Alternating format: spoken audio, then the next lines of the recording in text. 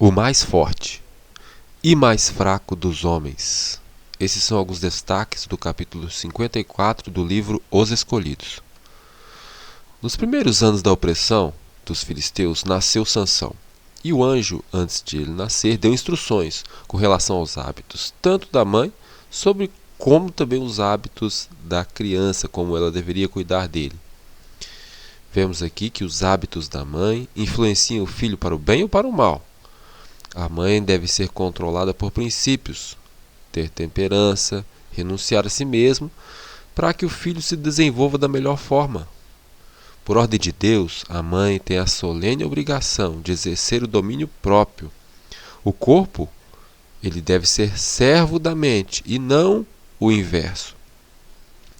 Se Sansão tivesse obedecido às orientações divinas, sua história teria sido muito mais nobre e feliz.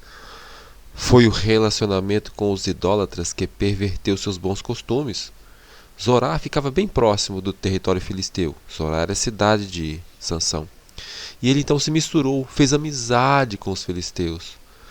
Quando ele se tornou adulto, a época em que ele deveria ter sido fiel a Deus, Sansão se uniu aos inimigos de Israel. Deus ele prometeu sabedoria aos que buscam honrá-lo, em primeiro lugar.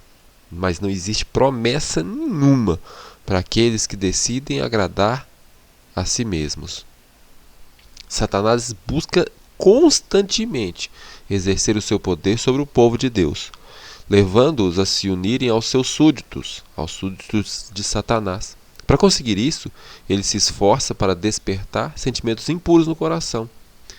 Os israelitas, eles ficaram desanimados e rejeitaram também a tarefa de expulsar aquele povo idólatra. Eles tinham se unido a eles em suas práticas pervertidas. Sansão continuamente buscava os prazeres sensuais que o estavam levando à ruína. Ele se apaixonou por uma mulher do vale de Soreque chamada Dalila, que significa a consumidora. E as vinhas que haviam ali em Soreque também eram uma tentação para o inconstante nazireu que se deixou vencer pelo uso do vinho. Dia após dia, um poder que ele não conseguia dominar o mantinha ao lado de Dalila. E finalmente ela o venceu. E Sansão contou o segredo para ela.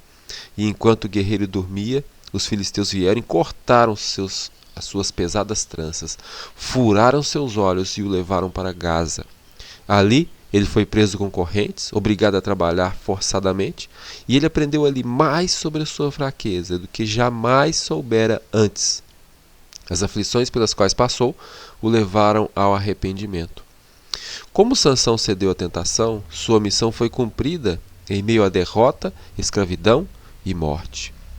A verdadeira grandeza é medida pela força dos sentimentos que dominamos, e não por aqueles que nos dominam.